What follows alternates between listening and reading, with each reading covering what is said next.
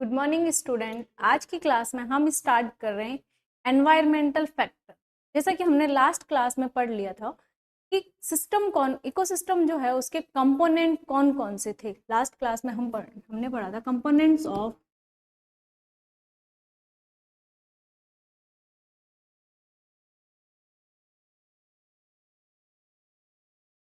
ये हमने कंपोनेंट्स देखे थे या फिर पारितंत्र के जो घटक होते हैं। लास्ट क्लास में हमने इनकी बात की थी जिसमें दो कंपोनेंट थे। फर्स्ट बायोटिक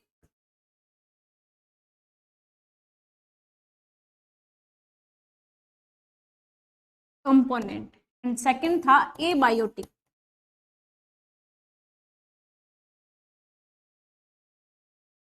तो हमने जैविक घटक व अजैविक घटक की बात की थी। जैविक कौन कौन से थे? तो फर्स्ट हमने उत्पादक, उपभोक्ता एंड विघटक तीन की बात की थी जो कि बायोटिक कंपोनेंट में आते।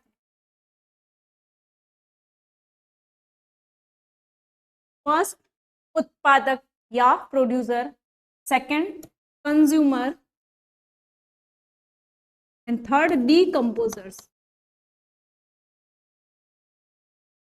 यही तीन हमने बायोटिक कंपोनेंट में पढ़े थे। इसी प्रकार से ए बायोटिक में हमने देखा था inorganic substance, organic substance and physical climate.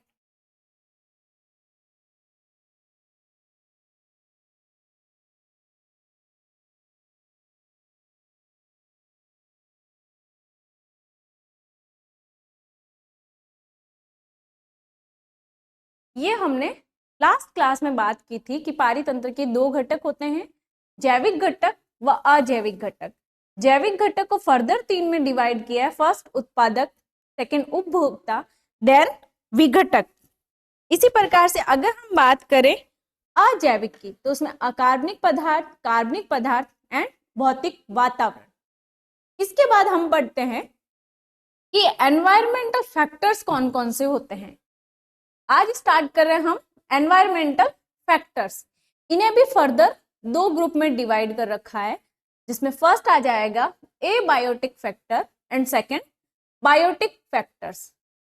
जैसे कि हमने एबायोटिक फैक्टर या अजैविक कारक को फर्दर दो में डिवाइड किया है।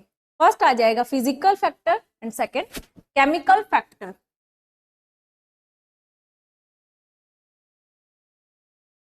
भौतिक कारक एंड रासायनिक कारक। देन अगर हम फिजिकल फैक्टर की स्टार्ट कर रहे हैं हम सिर्फ ए बायोटिक फैक्टर्स की।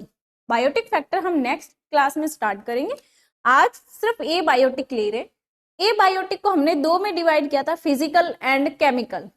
तो फर्स्ट हम फिजिकल फैक्टर्स का देखते हैं कि इसमें कौन कौन से घटक इंक्लूड होते हैं।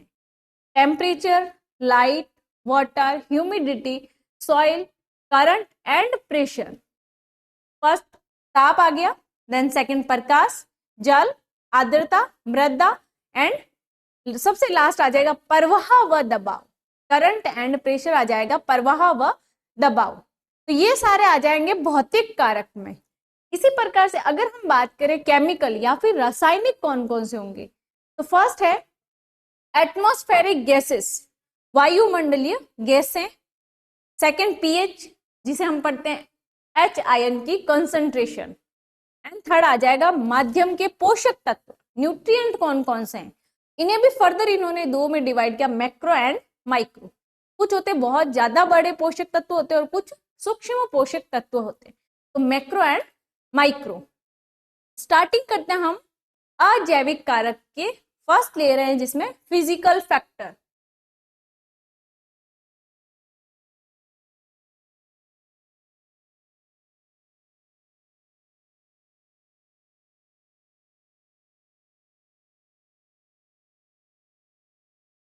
ए बायोटिक फैक्टर के जो दो फैक्टर अलग अलग डिवाइड कर रखे थे उसमें फर्स्ट लेते हैं हम फिजिकल फैक्टर।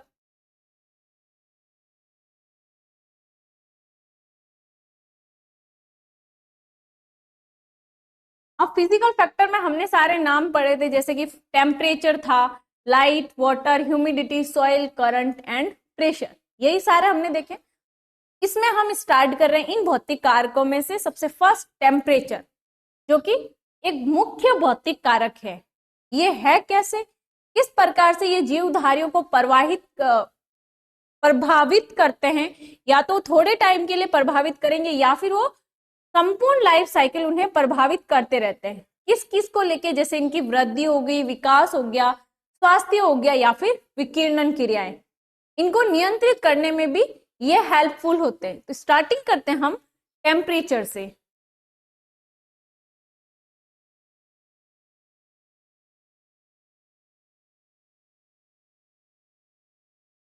जो भौतिक कारक में हम ताप की बात कर रहे हैं, ये कैसे जीवधारियों को प्रभावित करेगा, कैसे उनकी वृद्धि, विकास या फिर हेल्थ में इफेक्ट डालता है।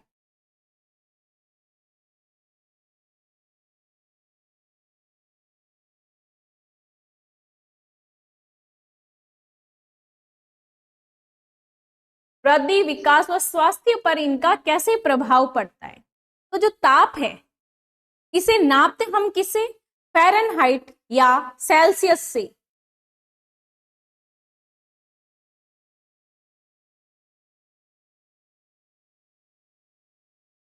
फ़ारेनहाइट या डिग्री सेल्सियस से हम इसका ताप नापन करते हैं, मेजर। जो इसका मेजरमेंट होता है वो फ़ारेनहाइट या डिग्री सेंटीग्रेड में होता है। गर्मी जो होती है, ऊर्जा का एक रूप है जो जीवन की आधारभूत आवश्यकताओं को पूर्ण करने के लिए आवश्यक होता है। जैसे काफी सारे जीवधारी होते हैं जो कि प्रकाश के विकिरण से अपना भोजन बनाते हैं, जैसे कि प्लांट्स जो कि फोटोसिंथेसिस द्वारा अपना भोजन का निर्माण करते हैं। अब इनका जो तापमान होता है अलग अलग क्षेत्रों में अलग अलग होता है। जैसे ठंडे समुद्रों में चले जाएंगे तो -3 डिग्री सेंटीग्रेड चला जाएगा, ये ठंडे जो समुद्र वाले क्षेत्र है वो। अगर स्वच्छ जल में चले जाएं तो 0 डिग्री सेंटीग्रेड।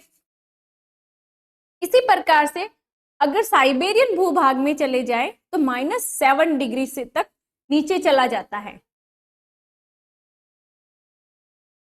जो साइबेरियन भूभाग है वहां पर, और रेगिस्तानी क्षेत्रों में 85 डिग्री सेंटीग्रेड तक इनका उच्चतम होता है। ये रेगिस्तानी में आ जाएगा। तो भिन्न भिन्न क्षेत्रों में इनका जो तापमान होता है वो भी भिन्न भिन्न होता है। अब ये क्या करते हैं, कैसे जीवों को प्रभावित करते हैं। प्रत्येक बात जो प्राणी है उसमें तापकरण की जो सीमा होती है वो फिक्स होती है, जिसे वो एक सहन कर सकता है, जिसे हम कहते हैं ताप सहनशीलता। कहाँ तक वो उस ताप को सहन कर सकता है। ताप सहनशीलता के आधार पर प्राणियों को 2 भागों में डिवाइड कर रखा है, पृथुतापी व तनुतापी। पृथुतापी क्या होते हैं, वे प्राणी जो तापक्रम के लंबे परिसर को सहन कर सकते हैं, जैसे कि हमने बोला साइबेरियन भूभाग वाले, तो ये आ जाएंगे पृथुतापी में। जैसे साइक्लोप्स हो गया, ऑयस्टर, टॉड, ये सारे। और जो छोटे तापक्रम परिसर में पाए जाते हैं वो होते हैं तनुतापी। तनु वर्ड ही उसी लिए होता है कि छोटे, तो कम तापमान में जो जीवित रह सकते हैं वो आ जाएंगे तनुतापी में। जैसे घोंगे, कोरल, दीमक या फिर मछलियां, ये सारे कम तापमान पर रहते हैं। जिस तापमान पर प्राणी अपनी जीवन क्रियाएं अच्छे प्रकार से संपन्न कर लेता है उसे हम क्या कहते हैं, अनुकूलतम तापक्रम। वो उसकी बॉडी के लिए अनुकूल होता है कि वो अपनी सारी शारीरिक या फिर जीवन क्रियाएं दक्षता पूर्वक संपन्न कर सकता है, जिसे हम कहते हैं ऑप्टिमम टेम्परेचर या फिर अनुकूलतम तापक्रम। अगर अपनी सहनशीलता से न्यूनतम से भी नीचे चला जाए या उच्चतम से भी ऊपर चला जाए तो इनकी जैविक क्रियाएं जो होती है रुक जाती है। जैसे वह न्यूनतम तापक्रम जिस पर प्राणी अनिश्चित काल तक सक्रिय अवस्था में रह सकता है, कितना भी नीचे चला जाए वो आराम से रह सकता है, तो उस तापक्रम को क्या कहते हैं हम, मिनिमम इफेक्टिव टेम्परेचर।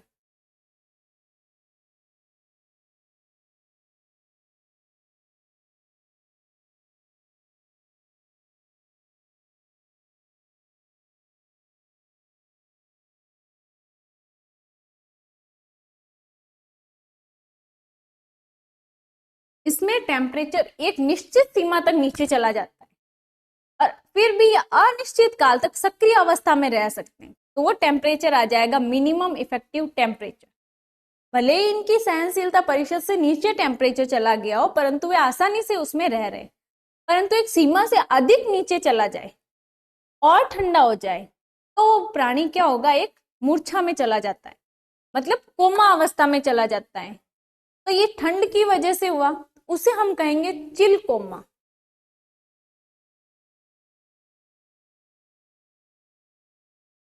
अत्यधिक टेम्परेचर नीचे हो जाए और जो जीवधारी है वो सक्रिय नहीं रह पाते तो चिल कोमा में चले जाते हैं। और जब वो तापक्रम की न्यूनतम सीमा वापस बढ़ने लग जाती है तो प्राणी क्या करेगा, फिर से अपनी क्रियाएं प्रारंभ कर देता है। देन सेकंड आ जाएगा कि वह अधिकतम तापक्रम जिस पर प्राणी अनिश्चित काल तक सक्रिय अवस्था में रह सकता है। इसमें अधिकतम आ रहा है, मतलब मैक्सिमम इफेक्टिव टेम्परेचर।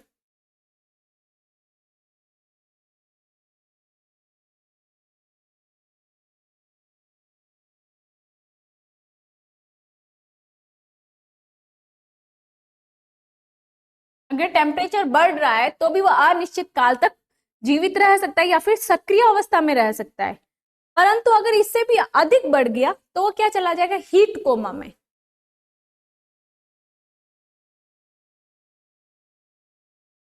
जब वो हीट कोमा में चला जाता है तो अपनी जीवन की जो शारीरिक क्रियाएं होती है उन्हें वो रोक लेता है। और जैसे ही टेम्परेचर एक नॉर्मल कंडीशन में आ जाता है या फिर इनकी सहनशीलता के अनुसार आ जाता है तो फिर से एक्टिव हो जाएगा और अपनी जीवन की क्रियाएं करने लग जाता है।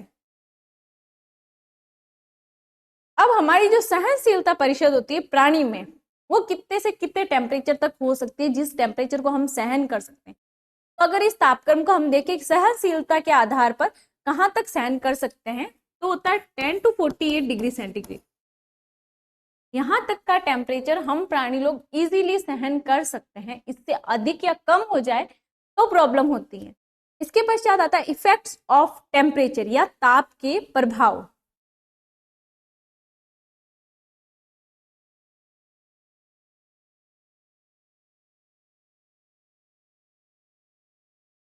अब ताप कैसे कैसे प्रभावित करता है। फर्स्ट, मेटाबॉलिज्म पे इनका क्या प्रभाव पड़ेगा, ताप का उपापचय पर प्रभाव।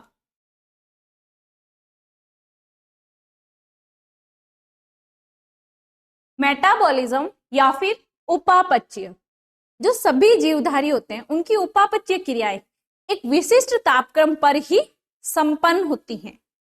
असमतापी जंतुओं में ताप के अत्यधिक बढ़ाव के साथ ही उपापचय क्रियाओं की जो गति होती है वो बढ़ जाती है। जैसे मेंढक हो गया, में ताप की अत्यधिक कमी से क्या होगा, वो जाड़े में उपापचय क्रियाएं धीमी पड़ने के कारण उसे शीतकालीन निद्रा, सर्दियों में नहीं दिखते मेंढक लोग तो वो चले जाते हैं शीतकालीन निद्रा में।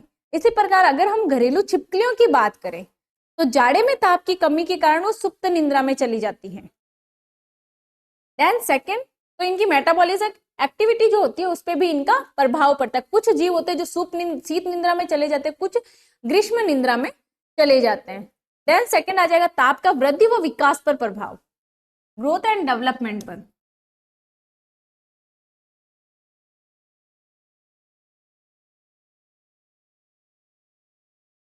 तापक्रम की एक निश्चित सीमा से या तो अत्यधिक तापमान बढ़ गया हो या फिर अत्यधिक कम हो गया हो तो जीवधारियों का जो विकास होता है, वो वृद्धि होती है, वो रुक जाती है। जैसे ऑयस्टर ले लो, उसमें अगर हल्का सा भी ताप में परिवर्तन हो गया तो उसकी वृद्धि रुक जाती है। तो फॉर एग्जाम्पल आ जाएगा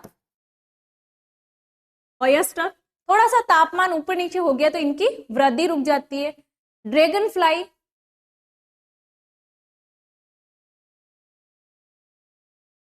इनका भी टेम्परेचर ऊपर नीचे होने पे इनकी वृद्धि रुक जाती है।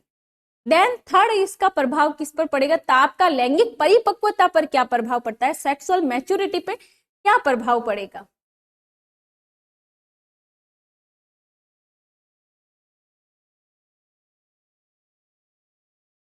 लैंगिक परिपक्वता पर ताप का प्रभाव, कुछ जंतुओं में ताप का प्रभाव लैंगिक अनुपात पर पड़ता है।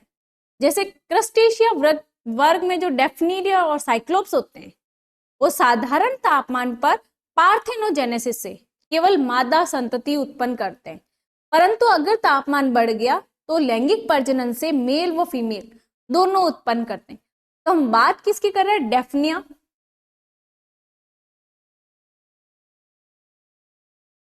अब इसमें दो प्रकार का निषेचन होता है, या तो पार्थेनोजेनेसिस होगा या फिर सेक्सुअल रिप्रोडक्शन।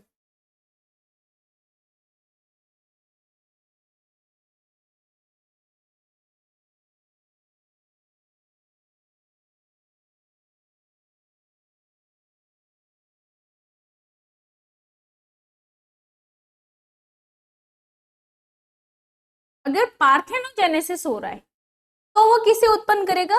केवल फीमेल। इससे उत्पन्न जो संतति होती है केवल फीमेल होगी। वहीं अगर लैंगिक प्रजनन हो रहा है तो इसमें मेल एंड फीमेल दोनों उत्पन्न होते हैं।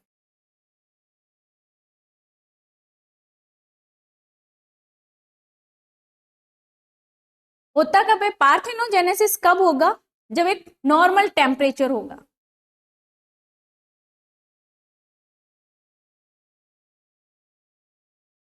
अगर नॉर्मल टेम्परेचर है तो जो डेफनिया है पार्थेनोजेनेसिस द्वारा सिर्फ फीमेल उत्पन्न करता है, फीमेल संतति उत्पन्न करता है। अगर वही टेम्परेचर बढ़ गया हो तो ये लैंगिक प्रजनन द्वारा नर व मादा दोनों संततियों का निर्माण करते हैं। तो ये आ जाएगा, इनके लैंगिक अनुपात पर भी इनका प्रभाव पड़ रहा है। साथ में इनकी जो लैंगिक परिपक्वता की बात कर रहे हैं, सेक्सुअल मैच्योरिटी एंड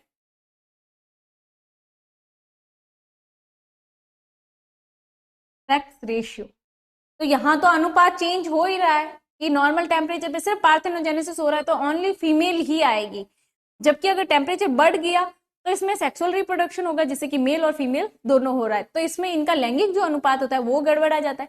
साथ में इनकी सेक्सुअल मैच्योरिटी पर क्या क्या प्रभाव पड़ेगा? जैसे अलग अलग जो जातियां होती है उनमें जन्नाणु की परिपक्वता एक निश्चित ताप पर होती है। जो जनन के समय अंडाणु होते हैं जैसे स्पर्म एंड ओवा, उनकी जो परिपक्वता एक निश्चित तापमान पर होती है। अब जो प्रजातियां होती है भिन्न भिन्न मौसम में जो भिन्न भिन्न प्रजातियां प्रजनन करती हैं, क्यों? क्योंकि उनकी जो प्रजनन क्षमता होती है सिर्फ ताप पर निर्भर करती है, इसीलिए इनका लैंगिक परिपक्वता पर भी ताप का प्रभाव पड़ता है। इसके पश्चात हम बात करते हैं बिहेवियर।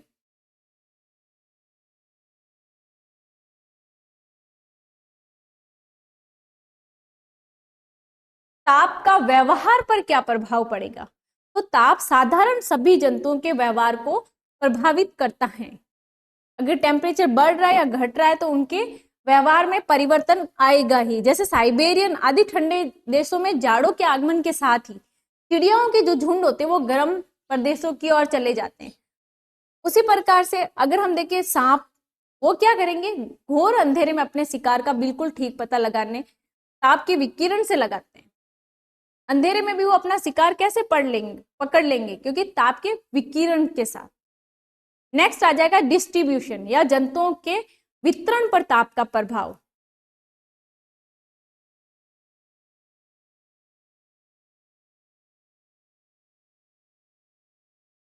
डिस्ट्रीब्यूशन या फिर वितरण, जीव जंतुओं के जो भौगोलिक वातावरण पर ताप का जो प्रभाव है वो स्पष्ट है। असमतापी जंतुओं के वितरण पर ताप अधिक प्रभावी होता है। जैसे अगर हम एग्जाम्पल ले ले एटलांटिक लॉबस्टर, जो कि 0 डिग्री से 70 डिग्री तक वाले तापमान क्षेत्र में ही पाया जाता है। उसी प्रकार से अगर हम कोरल की बात करें तो 21 डिग्री सेंटीग्रेड से कम ताप वाले समुद्री जो क्षेत्र होते हैं उसमें वो जीवित नहीं रह पाते। देन रेप्टिलिया है, तो ये अधिकांश गर्म क्षेत्र में वितरित किए गए, तो ये इनके वितरण पर इनका प्रभाव आ जाएगा।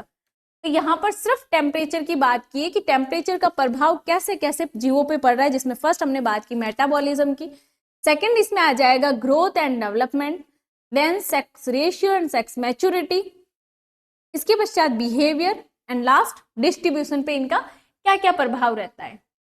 तो ये था सिर्फ एनवायरमेंटल फैक्टर में हमने ए बायोटिक फैक्टर के फिजिकल फैक्टर में से एक पॉइंट लिया है टेम्परेचर वाला। नेक्स्ट क्लास में हम इसके पश्चात बात करेंगे लाइट।